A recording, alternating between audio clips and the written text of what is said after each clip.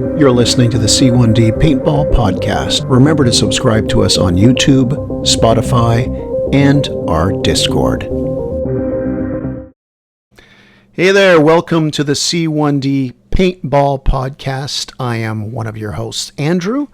This is Season 2, Episode 18, SFgA. What does that mean? Special Forces Group Alpha. We have 4 people rounding out the rest of the podcast. We have, of course, one of our regular hosts, Connor. Hello. Hey, guys. Hope everyone's well.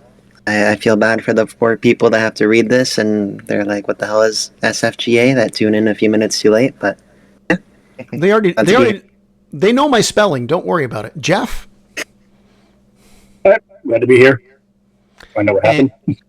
All right, and we have Mike and Miranda together. If you're watching this on YouTube, you'll see they're both in the same room together. On Spotify, well, I just told you they're in the same room together.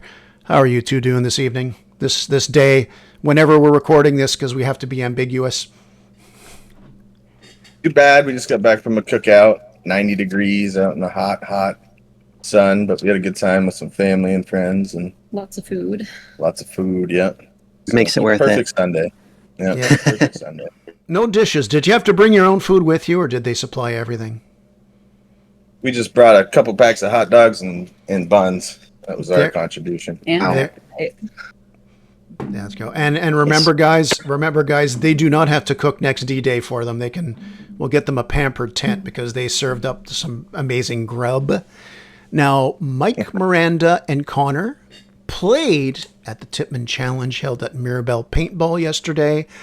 So they're going to talk about what happened. I heard a few of the stories. Jeff is totally fresh on it, so we're going to kind of have fun discussing that.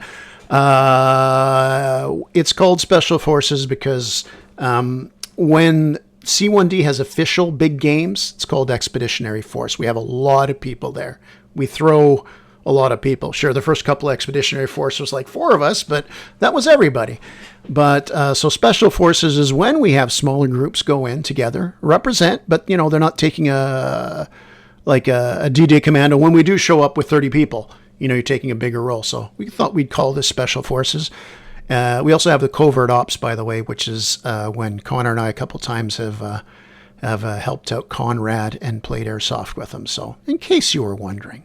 Now To the dark side of the Force. The dark side, yes. The BBs should be black. In red. Red. Oh, that's Lightsabers, true. come on. Oh, my God. Well, I tell you one thing. If I go back and do that again, I wouldn't mind trying one of those night battles. At least you can see when it hits somebody because it just... Anyway. Look, For sure. I wasn't there yesterday. Cool. Mirabel is an amazing facility. Some argue the layout is one of the best in North America. Always a good event. But the reason why it was a Special Forces, I'm currently hosting a bad knee. And it just didn't line up for a lot of people, holidays and all that. But it still was a good event. But you know what? I think I'm going to let those that attended the event, and Connor did ask me a question, because the game was yesterday, but on Friday night, the game was on a Saturday. He kind of made the joke, I won't be there, blah, blah, blah. And he goes, I guess that means I'm in charge. And he laughs. And I said, yes, you are the senior ranking officer. So you're responsible for whatever dirt gets on that jersey, possibly blood. Yep. So, yeah. I lost count of how many times I called him Captain Connor yesterday. Yeah. All right, Captain Connor, where are we going? Okay. Yeah. Well, start us off here. And the only thing I'll ask maybe is if you want to talk about, maybe split it up in halves, what happened with you guys. And then we can go into some of the fun stories. But you guys want to talk about the action between what I saw was a cool battle on Crash or whatever the airplane area is. And I saw some woods ball, which has me thrilled because you guys know that's my shtick. The stage is yours, everyone. Yeah. So, Go ahead, Connor. Why don't you start off the beginning? Captain Connor. Captain Connor. thank you, my underlings. Appreciate it. So, Yeah, no, I mean, first thing in the morning, I got there, parked beside Michelangelo and his group, all pretty nice, and registered. And in terms of other people that came out, obviously Mike Miranda came out, and parking fairly close, or was it even right beside? I don't even remember. Was Yeah, we T were just Hit? Yep. T Hit came out. Oh yeah, he was right next to us. Exactly. So we're kind of on one side of the road in the middle of right before the big parking lot outside the big registration building. So we had the two sides of the road, and yeah, we just got set up and stuff. And this is before Mike and Miranda got here. They kept on calling all these briefings. It's like, oh, here's the briefing for the rules, but then there's also briefings for each team too. So I didn't go to any of those because I was tired and whatever. So I had no idea when the game was starting. So in Mike and Miranda fashion, we were all, I don't know, I need their opinion on a good word, fashionably late to the start of the first half. They have quite a drive. They do, but To be fair, we were there quite early. We were there in time. But they from what I we want to say they understood, started the game 20 minutes early for some Exactly. god-awful reason. everybody was under the impression that it was a 9:30 start, and whatever. I had getting my stuff ready. I checked my phone. It's like 9:05. Everybody's like lining up on the field. They're only on the field for like 2 minutes, and the game starts. All the fireworks go off. Like, man, again. And we're just Wow. like standing next to our cars. It's right in Oh, front. crap. Gee, you guys We put thought this. we were on you- time this I'm pretty sure. Sorry, I'm pretty sure if they would have started on time, we would have been there right Oh, yeah. on time too. Yeah, Like yeah, we did good Totally. this time. we were, Really? like you Getting said, ready. early. Being on time. Wow. But Looks like we Yeah, sent no, our they're most on special to be the special forces, right, Jeff? yeah, special forces. Absolutely. Yeah, we True put the Connor special, fashion. special forces. Yeah. Yeah. But so then we realized that, I guess we don't have to rush to get to the start, so we can kind of take our time. Yeah. So we tried to ponder onto the field, and we got sent back, sent way back to the spawn. Yeah. Which was, quite a far walk, and just to add in, it was a goddamn 100 degrees out yesterday. I don't know what that is, and Yeah, no, it was like 30 something, 35, I guess, but really hot. because we snuck onto the field and the ref, well, not snuck on, we went in through just one of the normal ways you can go on, through a little, whatever, zigzag to get in. The ref saw us and he's like, oh, you have to go back to Bravo to start. And it's like, oh, Even come though- on, man, like we missed the start and this is where our team started. And it's like, no, you have to go all the way back to Bravo. Explained that he'd deduct points if we didn't go back. Yeah, And we didn't want you- that. and- We didn't want to be responsible for that. For what I heard, your team really needed those points too, but you continue. Later, yeah, we'll talk about that. No, so it was Mikey made the start, but so it was the three of us plus T. And we're just getting on. We're also just shooting our markers to test. And T realized, like, my impression is like, man, I can't even do it. His voice is too iconic. But he didn't have a battery for his hopper, so This he had to go halfway, back. So we couldn't. Yo, start with bro, it. I forgot my batteries, bro. Yeah. That's my impression. Yo, bro. You got it on your camera, Connor. Another YouTube short incoming. Yeah. Yeah. Yeah. It was literally one disaster after another. So I think I think we just gave up waiting for him. It's like, we gave him a Yeah, few we minutes. waited for like 10, 15 minutes, but it was such a long walk, back to the car, then back to Bravo. We got on the field, we waited for him for 10 minutes, and we're like, all right, we'll see him, eventually. You'll find us. Yeah. Exactly. So then I made the executive decision as acting officer that we are abandoning Private T. And we marched off singing our song, going to to Crash. So I don't know the names of the fields perfectly, but the first half of the morning it was basically played in a U, similar to Rush, where we were starting at the D-Day. after it wrapped around through the maps that have the plane all the way across the road to crash in a little bit of the forest on the other side. So by the time we walked up, our team already crossed the road like far. They sprinted in, and they're already on crash and deep in the forest where the fortress is. They had really good ground. So when we're walking up, the refs are telling us, like, guys, like, you guys have so much area, you have so much of the field already. They're giving us a good heads up. We bumped into the general too. I didn't catch his name, but he was really good at hyping up the guys. He did a really good job. So we walked up into crash. The three of us stayed as a little group. Tried to get a little lay of the land. Snuck in on the right side, so kind of away from the. Sorry.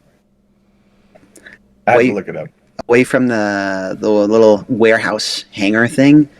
We set up, so I mean, let Miranda say what she saw, because I know that she was behind. Then she took place behind the plane later on, so her little turn. Yeah, so after you had gotten out, who was it? You ran out of air? Was that what it was? Or balls? Yeah. So yeah, I ended up taking your spot by the plane. It was a perfect little angle too, because you were like right between the wing and the body of the plane. Yeah. Underneath the wing, there was a few barrels for a barrier, and then on the right side of the body, actually there was probably a good 6 inches to a foot of space. So you kind of had to be careful with the feet. But it was the perfect spot because if you look straight on from it, there was a tower that they were in. Some were up on the top and some were at the bottom, but it worked perfect. I was in this whole like peeking thing back and forth, and I don't know if I got anybody. I had a pretty good angle, I feel.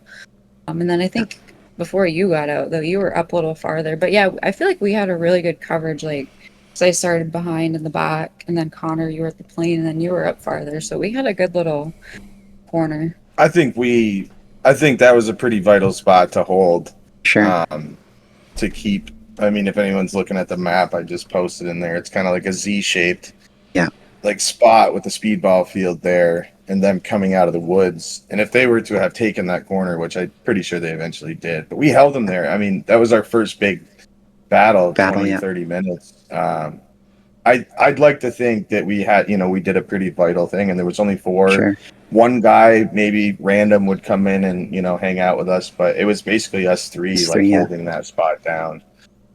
Just keeping them from that tower. The refs were throwing smokes, trying to help them come out, but they just couldn't make it through all of our firepower. That's what I'd like to think, at least. Oh, no, for sure. And that's like a big vital thing. I realized that Rush is those speedball players.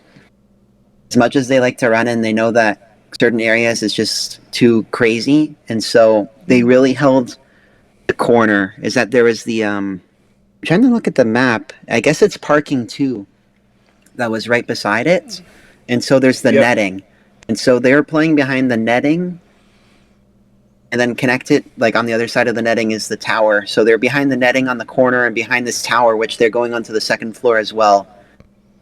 So they had to funnel around this corner into the open. And so because of how we were preventing them from just running in on our side. Seemingly, literally nobody was watching. Except for us. Yeah, I saw that. It was odd how we just kind of went in there and took that spot over, and no one was there. There was a few stragglers that came in on the left, not on our side, but the bad people. That big white building in the middle. I don't know what that's called. But yeah, there's a few that would come around there. But other than that. Yeah, and here we're on the ground, obviously, outside, in the open, with just minimal coverage. And there's actually 2 towers, maybe even 3, but 2 along towers. The way, yeah. And then a pitch black forest that you gotta, kind of see through. But they're on both levels shooting at. So you gotta watch, 2 stories. Lots of ways, yeah. And a whole entire wood line. So 3 line, it wasn't easy. It was pretty wild. So I'd like to think that we did a pretty good job there. 20, 30 minutes, we finally all got out, walked off the field, and there's the owner. And he's like, yo, good fight, guys. Every time we came out, he was like, that was an awesome fight. Like, good job. He was sitting there watching us from the street, like, hold this entire team off. So that felt pretty cool, too, having the owner be like, hey, that was an awesome little fight you guys had there. Yeah. Oh, I was, I was behind the plane in the back, and I ran out of air. And so when I was going out, I am like, Miranda, get over here. You're taking this spot if you like it or not. It's an order. I felt like it was just too vital to hold that side. It was a really good So good. spot. Yeah. So I I'm act- there, and I didn't realize that Hugo was Hugo, the owner, or whatever. Oh yeah, Hugo's a good Because guy. I didn't know what he looked like. So I'm behind the netting, right behind Miranda, and I was totally partially. When people ran in, I was giving her wall hacks. I didn't know you did that in front of Hugo. You said I thought it was a ref. Oh, shh. I know Hugo. Jesus, I know I'm him. never gonna invite it back again. Yeah, so no, because I mean, I wasn't like constantly, but like people were running up like on the left. The guy literally ran into the big building in the middle, and Miranda got him out. And after that, Hugo said like, "Hey, stop that man, whatever." And so I did. I tried to explain to him. It's like I felt bad because I ran out of air. Like I didn't even get hit. It's just I ran out of air and filled my tank enough. Like I wish I could be there. I feel bad because I just saw the amount of people. They had shields. They had so many shields for their team. I just saw how many people there were. I felt so bad. I still wanted to contribute. And if how the enemy was pushing on the left is that people start to sneak in on the right. I saw one crazy person just run along the wall. It's just like, can't say anything. He gets Mike out, and Mike had a buddy with him, and they both get tagged out, and Miranda didn't hear it. I just looked behind me. I saw that he walked away. I'm like, Miranda, he's right there. He's right there. So, with that one, Here we are on the C1D Cheating Paintball podcast. Yeah, openly. But like how I saw it is because he got a few shots in the back, and with the plane on the corner, I just saw with how close it was. If it wasn't a freeze, it was going to be like really Painful. close and painful. So Yeah, It's like out on of the, love the and, two that I got to the side. Oh man, he got me good. this is what he happens was- when Jeff and I don't chaperone you, boys and girls. yeah, but no, Coverage, air management, paint management, out the window. Pretty much. I don't even think it was that bad either. No. I said I was saying it, Miranda, he's right there. I think You got called out by the owner. Yeah. No, but still, even after that, I didn't know it was the owner until I saw at lunch where he did the saying like the points. It's like, oh, I guess that's him. Oh. Yeah. Shout out to him. Super good dude. Super awesome events. He Great. even tried when me and Miranda at the end of the day after the raffle. Everything was winding down. We went to, personally thank him for everything and just let him know that, we travel all this way and we love it. And No more markers for you. Yeah, he was Yeah. trying to buy us beers and stuff. He's like, "Oh, let me buy you guys some beers before you have to head back to the States." And I'm like, "Oh, I'm good, but thank you." He's a really, really, really cool dude. Yeah, he's You good. know, He's very And nice. to keep the energy going for friggin' 2.5 hours on a raffle, to keep everyone pumped up, everyone was right on their toes the whole time. So Hugo knows cool. you, Shout Connor, out to him. indirectly. Every time I go there for their Black Friday sales, it's like I'm getting this for my son. When I got your clamshells for your TMC, your visor, all these things, I go your insert. And so it's funny because he keeps hearing about Andrew's son, and oh, you mean that guy who's Ingrid. like freaking, yeah. Okay, so Yeah. go on from there. Go on from there where we are in the battle. We're still just about halfway through the first half. And Yeah. did you go into the dark forest? Oh yeah. After I'm waiting right behind the thing. Mike gets out. Miranda gets the revenge, and then soon after she gets out, and so we all go back to the car as a group, ammo up, and I forget where it was. I think just in the road we bumped into T finally. Yeah, So we're then at the four car. of us decided okay, let's do this squad assemble, and we're walking. We're just kind of figuring out where we're gonna go, and we decide hey, there was absolutely nobody was moving on each side of Crash. They're in the woods. We were in there. I think they took some of Crash, but let's see if we can go around in the woods to get a big flank heading towards, I guess, on the map, Foxtrot. So we crossed the road, and instead of kind of going immediately to the right, we went to the left. So, yeah. I'll let Mike discuss it as we went through the woods, I guess, what was happening. Well, I thought it was one of the coolest part of the days, to be honest. But I think we're all kind of not really super familiar with the map because it's the fields, all the fields combined, because it's so massive, So it's very easy to get lost or even just know. It's a bad But like sign you when said- T's leading us to in the battle. Yeah, Where to go? So he's like, "All right, guys, I was just in the woods. Follow me." And we're like, "Oh, okay." Oh, Jeff, what has So, become of our beloved group? I don't know Hey, we did anymore. all right. You know what? There's some rebuttals in all these stories. You know what? As long as T doesn't have kill hit with him, I will follow him. Yeah, he knows the map. He knows the field, so we'll give him that. But if Kill Hit was with him, it would be a suicide mission, and they'll be grinning the entire time. This way, guys. This way. We'll take them all on ourselves. It's like there's like 40 guys. Don't care. Let's go. Yo, Yeah. yo, get that motherfucker. Yo. I digress. Okay, so, Shooting him. Okay. You just motherfucking shooting him. so you're in the So woods. anyway, Go on. we're I was walking trying through the woods. We're not really quite sure. I'm not really quite sure. I don't think anyone was quite sure where the enemy was going to be, could even possibly be. We're just kind of walking in hopes that we could get far enough in and cut right and maybe try to, I don't know, just give a little flank, take a little relief off the backside. And of course, there's just, the four of us. There was a couple stragglers, I think, in the woods, but they were kind of just sitting around doing nothing, like literally just sitting there. Yeah. And then, so we just we're moving strategically. This is why I thought it was so cool, because it was good communication, even though to begin with, we didn't see any enemies. It was just like bunker, moving from bunker to bunker very safely, communicating the whole time. And finally, we started hearing some shots in the distance and maybe seeing some bodies with some red. And then we just hunkered down because, you start to see the enemies. And we got in a couple little engagements right off. I don't quite remember how we got over farther. Do you? Is that when we were? I'm just kind of confused on the part of the woods. Is that when there was different spools and we're moving up? Yeah, we were Oh, moving okay. up from spool to spool, and we got into a couple little fights. I might have died. I'm not sure. Connor, just bump in if you don't, if you got to take over. But somehow we made it over to this spot. They were fighting pretty good, and then I see Connor kind of disappear off in the woods. I might have jumped too far ahead, but I was confused because there was a yellow string that went across, which I would have thought was the end of the map. But Connor's on the other side going, "Come on, let's go. I see guys over here." And I was like, shit, there's a yellow line here. I don't think I can go. But then I saw some guys come out from this castle.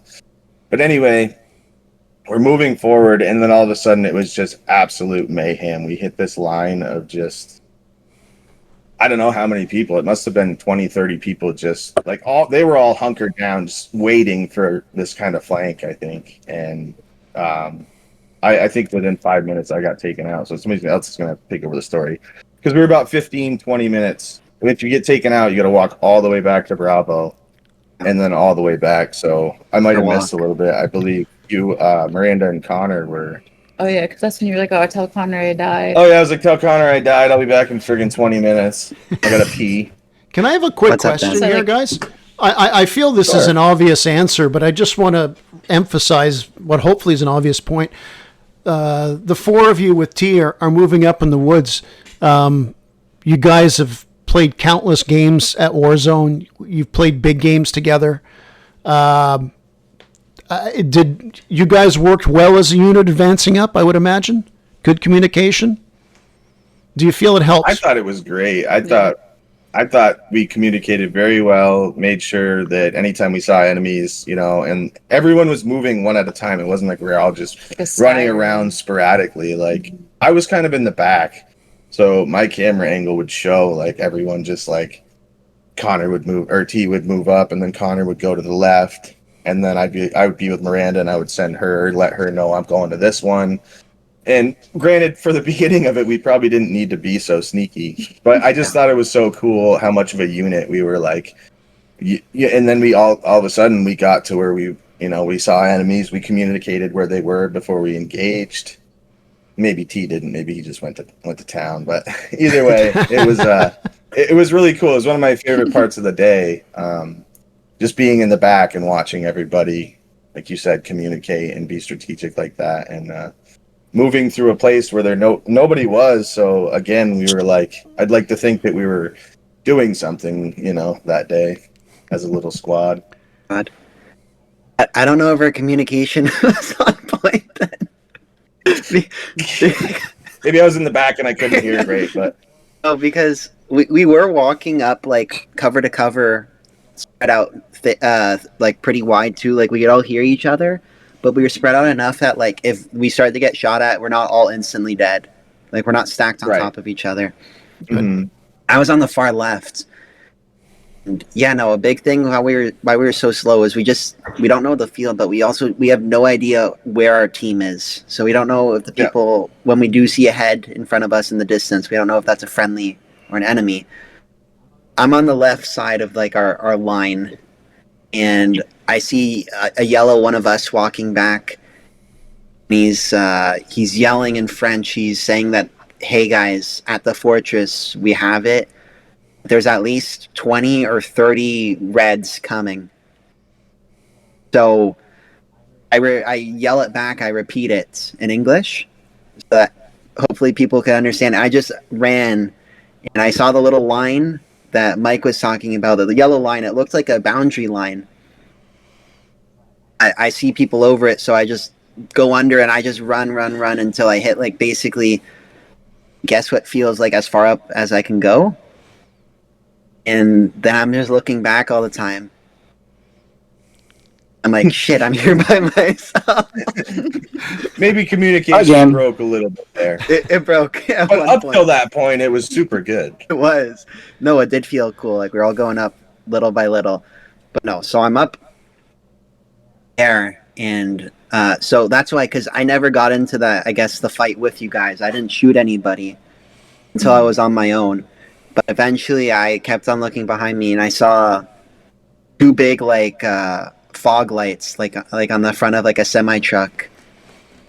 And to my veil it was Mike's glistening nipples from his sweat because he took off his shirt. So I saw him coming at me and I'm like, oh my god. What the hell is going on? Look back, it's fine, we're good. Well, as long as you could see his yellow, that he was on Team Yellow on his arm, you're okay. He took his tarp off really quick. It's hot. I don't blame him. But no, so he's behind me. My shirt lasted 20 minutes. My pants lasted 20 minutes. So what the situation is that our team at Foxtrot, they're holding the fortress, and there's the bridge going across to the right, and I think there's another bridge too. There are at least two bridges the there. North. Yes. Yeah. And so our team, I'm basically on that bridge that goes into the woods, not to the north. I'm right at the end of it, so I'm making sure that people don't come in on the other team, because our team is watching the front, the first and second stories. I'm hearing I've never heard markers shoot this fast in my life.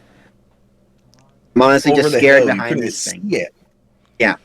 They're getting lit up, the 20, 30 guys, I guess. But no, so I'm holding there. Like I said before, Mike comes up. Because glistening. Yeah, with his big lights. He had the high beams on. Yeah. He gets knocked out pretty quick from what I remember, and I'm like, oh god. And I was scared for my life hearing how fast everybody was shooting. I was going to call out. But then, thank God, Miranda came, I think, 5-10 minutes later. And so we hunkered down behind this piece of cover. It was I guess an L of maybe your chest. So if you're crouching behind it, you're good. So we were both behind it pretty well. And we did some cool stuff. You guys were the farthest ones up, right? Yeah, we were right up there. Not in the castle. We were the furthest ones up. Otherwise, people were in the behind walls in the castle. But yeah, so we were kind of just on this barricade a little further up in the bridge, right at the bottom of the hill. And so we don't know what's over the hill in front of us. No, we did some cool stuff. I'll let Miranda talk about it because she kicked some ass. It was a lot of fun. So yeah, it was like a couple pallets, and so the way the pallets were, there was those little cracks. It kind of worked out. You could see through it. So at one point, Connor was like more in the corner of it, kind of keep an eye on the left side, while I was keeping an eye on the right side, also like down the middle. But everybody was pretty much out, so we were watching as people were coming up. And there was like two brush piles of just random sticks to the right, and then there was one farther back. But at one point, I could see this guy behind this brush pile. I don't know how far ahead of the pallets it was. I feel like it was close. I think it's just because my adrenaline was so high at that point. But I could see the guy's head popping up. I was like, oh my God, he's right there. Connor's like, I'll just wait. But we did good to not let them know we were there, because I don't think they knew we were sitting there for as long as we were. Yeah. But one at a time, we watched them come up, and I saw a couple of clear as day that I got, so that's kind of cool. But we had really good teamwork. If I remember, I couldn't get this one guy. Connor ended up getting him.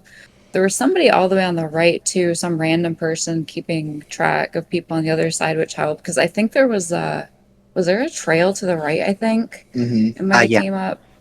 Yeah, so there was some guy watching that. But that was going on for what, 20, 30 minutes. I feel like, I don't know. I was probably one of my most exciting times of the day. It was Pretty for as long intense. because when I came back, I'm gonna admit I don't know, cheating number 4. I Jesus. went and hung out with a guy at the castle, and I just kind of gauged how long it would take me to get back to Bravo and whatever, because he was like just guarding the castle. I just put my marker on the bridge, and I just stopped playing for like 20 minutes. 25 minutes probably, and then I was like, all right, about 5 more minutes and it'd probably be walking back. But you guys were there for at least 25 minutes, because when I came back in and put my gear back on from the bridge and walked in, you guys were still hunkered down there, and that's when I went up to the right and I was with that guy covering the road, and that's when that guy was across the hill with the stick shooting over our heads still with like fully automatic. It sounded like Nick was across the hill with his box mag, just and somebody was just sitting there filling his box mag for him or something, because it was endless. Yeah. But yeah, you guys were there for quite some time. It's a nice little battle. Yeah, no, it was really cool because really far in front of us, you could just see so many Reds pouring in the front of the castle where they're having their main attack, and so we were really holding rear. And I don't mean like we're holding the rear just to be safe. Like we warded off people. Like they thought it was safe. We let them creep in enough where they're like in shooting distance, and we got a few guys in their back. And even after we got them, they had no clue where they were. Like the people on those bundles of branches that Miranda was talking about. And after enough of that, we got the courage to move up. We heard from the ref that there was 11 minutes left. So we discussed it. It's like, hey, what do you want to do? You fine here? You whatever. We're both kind of, we don't mind whatever. So it's like, okay, screw it. Let's go in. So we finally go over this hill that we've been basically at the bottom at for half an hour. And we finally see what's over it. And it's just the forest, obviously. But it's so open. And just super quickly, I duck down. There's a speedball player shooting with like, I don't even know, like miniguns, not even, it's too slow. I've never heard something be shot that fast before. So I get down and I'm like, I look back at Miranda, like she's still there. I was going to tell her like, hey, move up. I need your help. It's like, I don't even know if I should get her killed like this. Like, So Hugo took one of his speedball guys and put a price on your head. That's what that was. yeah. Yep. It was shooting so fast. And so I'm lying down behind these sticks. I know what tree he's behind. And I look behind me. There's a guy from the Mirabel army. Number 96, I think Rignes. But he's moving up on the right. I'm moving up on the left. So I crawl from the one bundle of sticks to the left. And kind of little by little, we're both taking shots at him. Even though the guy's a speedball gun beside me, he's shooting a third of the speed of the other guy. Crazy. So we're just kind of going in little by little. Eventually he pops them after I'm pulling his fire. So it's really like we're at like such a big cone. Like it's not like 180 degrees the guy had to watch, but it was like 140, 160. So you really had to switch between sides. So we got him like that by just going far away.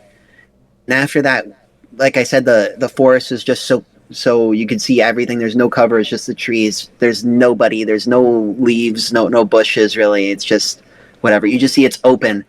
The guy runs up, the speedballer that I'm with. I'm like, okay, Miranda, let's go. So we're running, we're walking, and we literally saw like nobody, but the speedball guy's just still sprinting in.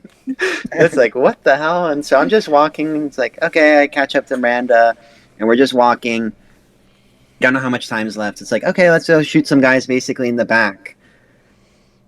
And we finally see like so many reds and stuff, and we hear the ref say game over, hear whistles and everything. Like, oh darn, we could have got a bunch of kills probably.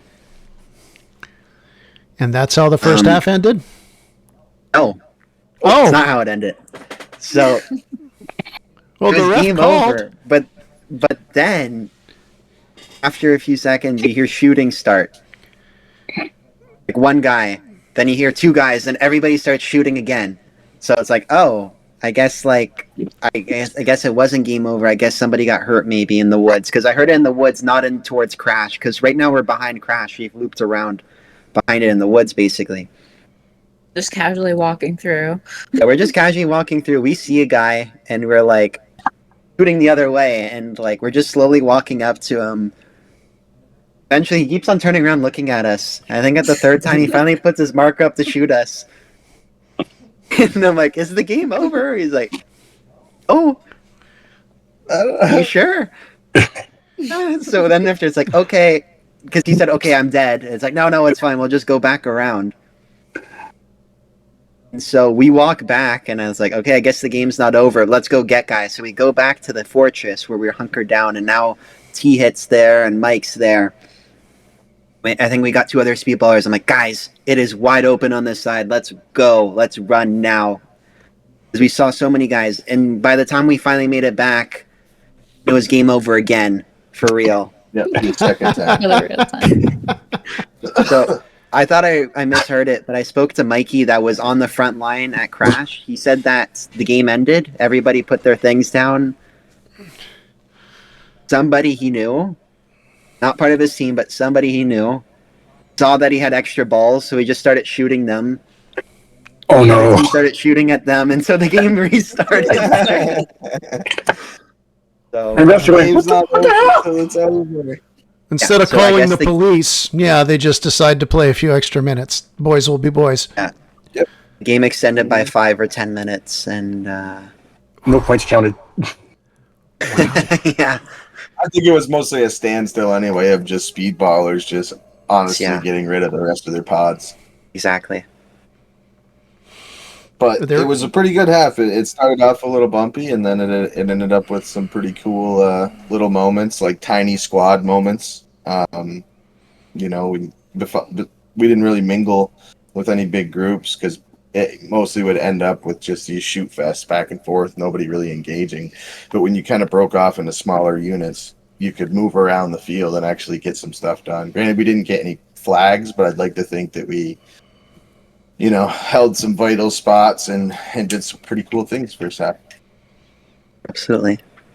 There's a battlefield kind of feel to it because you're pushing back and forth between sectors. So, I mean, it is cool like that. There's no question. So, you guys you guys eat your corn, so Mike doesn't have to talk about the corn for another year because he loves the damn corn. Damn it! We got the best corn. We got the best corn. We got the best corn, Anyway, I blueberries, got maple syrup, and that's it. and we got some chicken from what was it, Benny's or something? Benny and Co. Yeah. Benny's. Yeah. Connor, Really you good have some. chicken, but I gotta tell you, ate way too much. Got real heavy for the second half. Connor, you Now you took a sugar. you have beef with the gravy, and it wasn't beef gravy. You said the gravy was inferior for the chicken. Yeah, no, I mean, personally, I'm more of a St. Hubert kind of guy, but it was good. It was so good. I beat you. Damn it! I'll be right back. Okay, so you guys are, we're going to tee this up. They're going to go into the second half here. We are about 40 minutes into the show. We're going to probably wrap up. We're trying to wrap this up in about 20 minutes, the second half. The second half, so there's way less to talk about. There's way less, yeah. Well, I'm not saying I love the stories. I love the stories. Got a lot of good stories. We got probably cooler stories in the second half, but it wasn't as long. So. But I tell you what, of the footage I've gone through so far, I see when you're talking about the tower and the guys coming in right along the tarp line, the screen, and you're long balling, and from the three of you, the angles you had, it's like, yeah, they're going to freak out. They had no idea where you guys were, so that was huge. Yeah. Okay, so let's talk about this. There was good food. People started drinking, but let's talk about the second half of the Tippmann Challenge at Mirabel and the adventures, shenanigans, and things that will just be tales long forgotten. Yeah. So we attended the briefing, the three of us. So we actually knew the rules now. So we weren't just killing people. We were trying to do objectives in the second half. So there are 5 flags. And they didn't mention how the scoring works, but I guess periodically, blah, blah, blah, or maybe it's not at all. But if you have all 5 flags, you get 1,500 points. And it's, a total domination, and they get reset, basically. But now there's going to be side objectives to do. Like, they said that there's going to be buzzers and, things you can bring back and whatever. The buzzers would be these things. I'll just talk about these because it's important later. It'd be these things that would reset every 5 minutes, and they give you 500 points. So you listen to the briefing. They're explaining the rules, but they also did a point reveal. We're up by a lot, and they made a big thing to emphasize, too, that this is without any deductions, that this is the first time in 3 years, they said, that there hasn't been any penalties. We'll change that. We'll change that right away. They'll change that once they listen to this podcast. They're going to change it. Yeah. They're going to be like, oh shit. C1D can't come. Because the other team was in the 3 digits point range, and we were like well into the 4 digits, like over 5,000 points. So it was pretty crazy. Rush. So the second half, we get to the safe zone. We're actually there for the briefing. And the start? And the start. Wow. I'll let Mike discuss the start. I'll talk about the briefing. I don't want to hog it, but because I understand French. Clap, yeah. So the commander, he's giving a little game plan. So now we're playing on the other U, so the other half of the fields. So from Bravo to Delta, connecting to Charlie. So it's like a backwards shady part. So we're starting at Bravo, and he has a plan. He wants us running in 3 big groups. He said he needs 2 groups of athletes and 1 group of bums, basically. So the athletes are... And guess where we ended up. I'm pointing at myself with number 2 up, yeah. Holding up 2 fingers, pointing at myself here. Athletes... You needed 2 kinds of athletes. You needed crazy athletes and fast athletes. So the fast athletes would basically run all the way around through Vietnam to map 13, which is basically the end of the sea. It's where one end attaches the other. So those people are to run in and get that 3rd flag, like basically the neutral flag. So imagine you're playing Battlefield where there's the A, B, C, D, E. It's a C flag. The other group of athletes basically immediately cross the road, and they're a distraction force that they kind of just run across and intercept their team so that the athletes that are sprinting down can get in. Havoc. That's a great strategy. You're up by thousands of points. You're putting the game away in the first half hour. Yeah, exactly. Okay, and what did the bums do? But that's excellent strategy. The bums just went into Vietnam, There's the Charlie safe zone, so it's this big safe zone basically on the road. So he said, I want you guys getting to Vietnam in those buildings, but also behind the safe zone, walking down the road so that they can't cross. This is a big thing because for the objectives, there were some of the flags were on the road. It's also some of the objectives like the buzzers. And so I feel like that's a good introduction. So Mike, Miranda, you guys can talk about how the game started, I guess, like what we did. I'm terrible at remembering how things start. I'm sorry. Well, anyway, so okay, we finally made it to a start. We decided to be on the bum crew. I'm guessing we were on the bum crew. We just basically hobbled. Well, Connor full ran. We had to hobble and catch up to him. We went through Vietnam and got up towards the road. And by the time we had got there, there was already pretty hefty fighting across the road. It was basically just like we were trying to assess the situation where the flags are. I totally forgot about the buzzers and extra objectives. I was kind of looking for flags, and they were all like just in the center of the road, and with it being U-shaped, the road kind of going down the center of the U. You can imagine you're just fighting across this road in multiple points.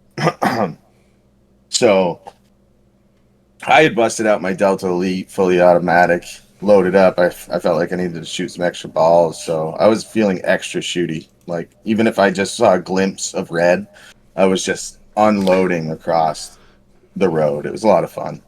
But it was hard to see people right off. We were kind of staying back trying to assess the situation or whatever, but I ran out of air and balls pretty darn quick. I think I ran out of stuff. I don't know if I particularly died right there. Was that the with the white fences? Yeah. Okay, yeah. You're running out of air because it made that really loud noise. No, that was when we came back the second Gotcha. time.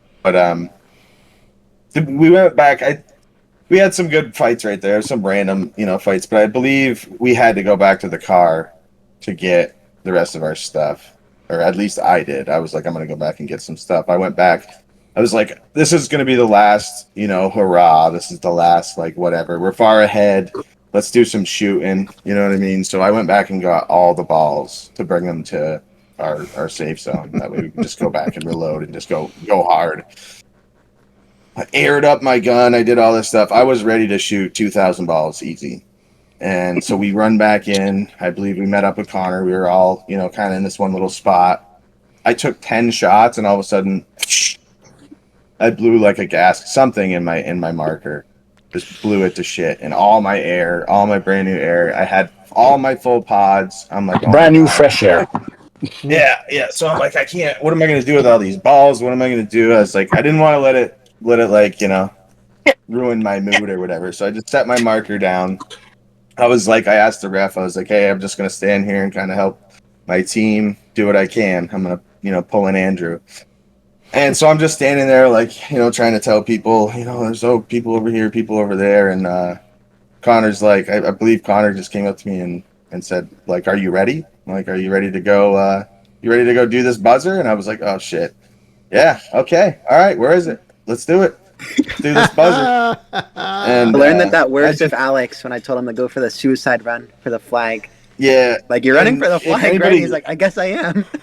Yeah, I didn't want to sound like a chicken, but if anyone knows me, it's not really my thing. I'm not fast usually, and I'm a big target, and I'm just not brave. So I'm like, all right, whatever. I don't have a marker. What am I gonna do? I'm gonna do it. And so it was pretty much directly in front of me. We had a good 6 people hunkered down in that zone that knew exactly what I was gonna do. So it was just like, all right, 3, 2, 1, cover fire. Let's get it. And I ran in, sprinted, boom, hit it. There's this awesome buzzer sound too. Yeah. And ran back, and everybody's like, oh, yeah. It's 500 points every time you hit the buzzer. And then it resets, so you gotta wait. And I'm out of breath, just absolutely dying. And then, sorry, I'm gonna hog a couple stories here real quick. Go ahead. But so I'm like catching my breath, and I'm standing there, and I look like maybe 30 yards to the left of that buzzer. My yardage is whatever. There's a flag. I'm like, oh my god, there's a flag right there. Someone's like, yeah, go get the flag. You don't have a marker. Go get the flag. There's a building right next to the road. I go in, there's a bunch of speedballers in there. I'm looking through the cracks. I'm like, oh my God, the flag's right there. This is not me. Why am I doing this? Like, this is not me. And so I'm like, all right, guys, what do I got to do? Just like raise the flag? And they're like, yeah, you just got to get in there and pull the flag up to our color. And I turn around and this guy goes, hey. I thought this was I showed Miranda the footage last night. It was one of the funniest things. Guy goes, hey, he holds up a shield. And the only word I understood was shield. He's like, oh, shield. And I'm like, sure. So I grab the shield and he says this whole sentence in French. And I just look at him and I go, let's fucking do it. like I understood him. I have no idea what he said. So I just grabbed the shield and I'm like, I don't know what I'm doing. Never used the shield. And he starts saying something in French again. And I'm like, I'm really sorry. I'm only English. And he's like, oh, okay. He's like, run over to that building, post up. I'll tell you what to do. So I ran over to this building, posted up with a shield. I'm just getting pelted. Of course, you have a shield. You're a target. You're number one target. And he just counted down in French, 3, 2, 1, and I had no choice but to run because this was a squad of like 6 really organized dudes, trying to set this up. So I'm like, I can't let these guys down. So I ran into this. It's a tiny, tiny little, I don't know, maybe 4 foot. Just little thing you can go in with a flag. It's just a little tiny doorway. A little dumpster without a roof almost. I don't know. Yeah, it's 3-sided. But basically the angle of the door, you could get shot at any time. So I went in there, put the shield in the door, got the flag up, took a breath, ran back, gave him the shield, and said, don't ever make me do that again. so yeah, I was like, oh man. So now my adrenaline is just pumping, and I'm obviously not thinking straight because the 2 things I just did. Well, that whole shindig from resting, doing that flag, and coming back took about 5 minutes. So what does Buddy come up? Some guy comes up to me who was, with us for the first push, and was like, are you ready? The buzzer's reset. And I'm like, oh my God. And he hands, or was that I don't remember. Maybe I got him mixed up. But he came up to me with a smoke. And he's like, I pulled this smoke, but it's broken. He's like, if you can get it to work, you can have it. I might be mixing this up the first one either way. But so I take a lighter and I just start lighting it.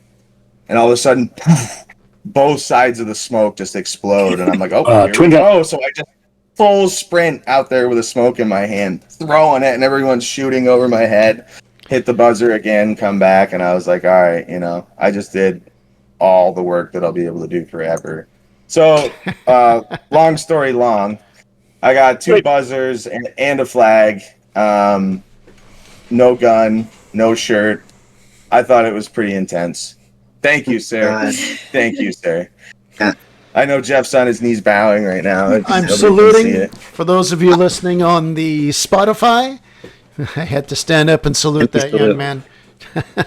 These weren't even, I wouldn't even say against my orders. I didn't even have to tell them. These are just how well trained my boys are, my dogs. It's how we roll. Roll. How we roll. But I know that was a long little thing, but that was not fun. Me. I don't do those type of things. I might do one of those like a day in a big event, maybe like to cap it off at the end of the day. But I had no ammo, I had nothing, so I was just like, I had to make do. Yeah. Gets in the car at the end of the day crying. His back was messed up when he would run back. Yeah, I'm hobbling back, holding my back. Yeah. Where's my cane? But I gotta say, the second half, it was so epic, and we were up 1 billion points, so maybe everything I did didn't even matter, but it made for such a fun time, and they were there with me the whole time, Connor and Miranda, covering fire communication. Connor ran up into the road with me. I was the only idiot that followed you. I thought everybody would run up with you. I was the only person who ran up. I didn't realize. And I was like, nope, too many people. And I stayed behind this little corner I was in. Sorry, it was cool though to watch everything. Death do his part, not paintball. Death do his part. Yeah, I didn't realize, but yeah, both those pushes, Connor was right behind me. He didn't know I was doing the shield push, but both the buzzer pushes, when I turned around, Connor's running back, shooting over his head and stuff. So there was this one speedballer who set the second one up. Hey, yeah, man, I'll run up with you. And we get back, and me and Connor are like, "Yeah, that guy did not run up with you." It was just fun. out there. But no, he covered, but he didn't run up, Yeah. obviously. But Yeah, man, it was a good time. It's gonna make for some good clips. yeah, no, because the first buzzer you did, that was when you used the smoke. We were Oh, that was talking the to first the one. guy, and I was behind the fence with you, and you were trying to get it working. You left out the part that you're trying to get it working for like a minute and a half. So at this time, I'm like I was looking. being I'm like badass. looking at the floor. It's like whatever. When are we gonna do stuff? And I just see the red come out. And I'm like, Both shit, sides. it's time to go. And so Mike starts running. Like, go, go, go, go. He runs right. I run left. We both go onto the road. He runs towards the bus, or I'm running to the left, kind of towards where the flag is. And I'm like shooting. I'm like down, like shooting. Like I'm trying to dodge shots too. And as soon as I hear it, he gets it. He pushes it down. It's like you just won like Wipeout or Total Ninja Warrior, whatever. It makes like a loud noise. So I'm like, okay, got it. How I turn around shooting? Literally just turn around and run. It's like there's so many people shooting. There was a lot of people. Like there was a buzzer Crazy. and a flag. So like obviously must have been 30, 40 I'm people. so easy, pissed. Like, watching. Because before this, my camera died, and I had to change the battery. I was too lazy. It would have been so cool to have on camera. But no, so after that, kind of separate it from Mike and Miranda. So I'm right up, lying down on the road, basically. I'm up pretty far, right beside the flag. So I'm trying to tell the team that, hey guys, let's get this flag. Before I see it, I see some weirdo without a shirt on. Now he's in shorts. I think maybe in sandals too, but he has a shield. It's Mike. He runs up, and I'm like, what is he doing? So he's the one that got it. So I couldn't even react, but I'm still shooting it. Guys, he's getting the flag, shoot. And he wrapped around, did his thing again for the buzzer. It was pretty crazy stuff. It'll never happen again. So put that one in the books. Wow. Yeah. Wow. That's it was definitely a moment of glory for me too, though, like that first half, because when you guys went into Vietnam, part of the bum squad walking in, I was I was part of the group that sprinted in. We didn't even see anybody. We immediately got the C flag. There was no opposition from the other team there. But eventually we crossed the infamous, like, into the trench / ditch. Where I did see Mike and Miranda, and I'm like, guys, get your ass over here. We're going to climb on the side and flank them. Mike told me that there was an update, that they had to nerf him. They had to patch it. That you weren't allowed to climb on the side, where all of our team was at rush, where we were climbing on the side to avoid going into the water. There was a ref there. He's like, no, you can't go here. You're not allowed. It's like, I was having PTSD though. I saw the water because I was like, oh my god. Because last year I tried climbing up the side of the cliff. I was like, oh, whatever. I'm just gonna walk through the ditch. I didn't realize the water was like this deep. I was so excited because I saw that there's no water. It's like, oh my god, you slip in, you're fine. It's like, nope, you're not allowed there. That was my biggest bummer of the day, because I wanted to pull that. Anybody who watched my video from Rush last year, I spent like 30 minutes in there, and me and a squad, Nevin and a squad, I think Rob was there. We must have got like 40, 50 people, like in the matter of 30 minutes. Oh, you guys were holding on that ditch. So I'm like, in my head, I wanted to do that. Yeah, Connor was on the tree in the back corner of that area with the shield calling out at Rush. And you guys on the side were just causing all. And they were shooting to Connor's left, where me and a bunch of the regular slobs were. And, I mean, they really just didn't pick up. Like, why didn't 2 or 3 of them go wipe you guys out? No. That was a good, geez, I want to say at least 20, 25 minutes where we just dominated that. But it's hard as hell to get out of that side and drive them back. It is really hard. No, because you should have seen the challenge yesterday. It was like impossible. The amount of firepower we had, but we still couldn't get up because it's just once there's so many barriers and there's just nothing. These guys are hunkered in the corner, and it's impossible to get to them because you're not allowed to go on that side. What happened to you, Connor, in the ditch after you had to walk back for 20 minutes? Yeah, no, I spent about 30 seconds in the ditch with us. I'm walking back and forth, trying to talk to Mike. I get one off the head. I'm like, oh god, okay, I gotta go back. whatever. I touch the wall. I come back. And I'm like dead again in a matter of minutes. Like 2 minutes of being back. Whatever. Come back. I see Mikey. I try to find Mike and Miranda. They're not there anymore. So this is, I guess, when they went to go get their air. Then later did the cool epic pushes for the objectives. I'm with Mikey. Yeah, I totally skipped over that. Yeah. I'm with Mikey. He's trying to make this crazy plan. He's like, bro, there's this piece of cover in the middle of nowhere. Let's go up to him. Like, okay, bet. Let's do it. So we're like kind of crawling, but then we start to get shot at. So we're behind trees, and some other guy like way over to my side. He's taking so many bullets. I think a ball bounced off a tree and hit me in my hand and blew up.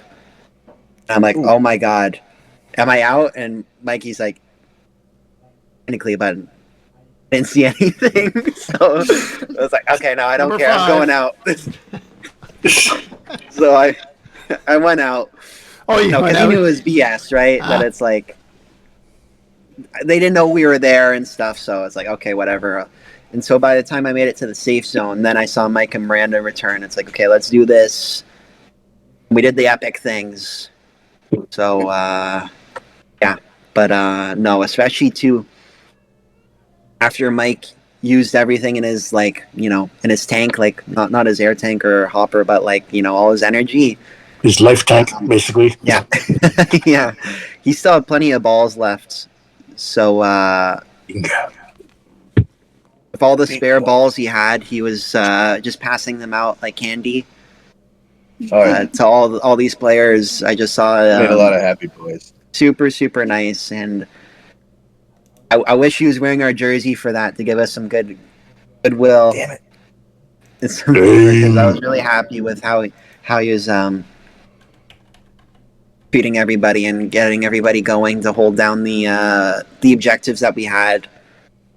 And yeah, I mean, I don't think there's anything we really missed after that. Well, there was a cool point. Just one quick story.